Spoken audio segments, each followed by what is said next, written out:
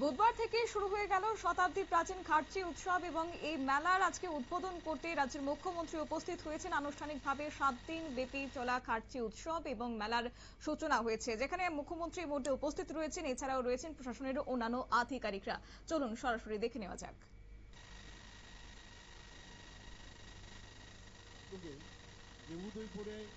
সেখানেও আমি গেছি, সেখানে অলরেডি কাজও চলছে। তার ভূমি পূজন হয়ে গেছে। 51 শক্তিপীঠ, আমাদের যে 51 শক্তিপীঠের যে রিপ্লিকা সেখানে তৈরি হবে। এটা এশিয়ার মধ্যে আমি যা শুনেছি সবচেয়ে উচ্চ মাত্রায় সেখানে নটরাজ মন্দির তৈরি হবে, তার কাজও এখানে চলছে।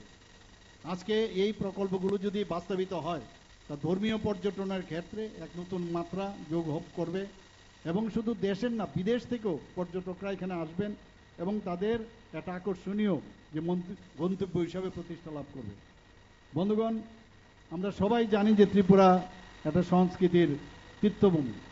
আমাদের 19টি জনজাতি গোষ্ঠীর যে ভাষা, সংস্কৃতি, নৃত্য, সঙ্গীত, লোকশিল্প, ঐতিহ্য এবং জীবনধারা আমার মনে হয় এই রাজ্যের অমূল্য সম্পদ। এই বৈচিত্র্যই আমাদের সবচেয়ে বড় শক্তি, আমাদের গর্ব এবং আমাদের পরিচয়। তাই রাজ্য সরকার প্রতিটি ভাষা, সংস্কৃতি ও ঐতিহ্যের সংরক্ষণ, তার বিকাশ ও প্রচারে সমানভাবে গুরুত্ব দিয়ে আমরা কাজ করছি। আমার বিশ্বাস এই বছরের খার্চি উৎসব আমাদের ঐতিহ্য, সংস্কৃতি, সম্প্রীতি ও সামাজিক ঐক্যের এক উজ্জ্বল দৃষ্টান্ত হিসাবে নতুন ইতিহাস রচনা করবে। সবাইকে আবারও ধন্যবাদ। চতুর্দশ দেবতার আশীর্বাদে সকলের জীবন সুখ, শান্তি, সুস্বাস্থ্য, সমৃদ্ধিতে ভরে উঠুক এই প্রার্থনা করি। খার্চি উৎসব ও প্রদর্শনী 2026-এর সর্বাঙ্গীন সফলতা কামনা করছি। সবাই ভালো থাকুন, সুস্থ থাকুন। সবাইকে আবার আমার ব্যক্তিগত তরফ থেকে, সরকারের তরফ থেকে হার্দিক অভিনন্দন, শুভেচ্ছা জানাচ্ছি। বন্দে মাতরম, ভারত মাতা কি জয়। বেলাই বেলাই কে হাম্বাই চিনি।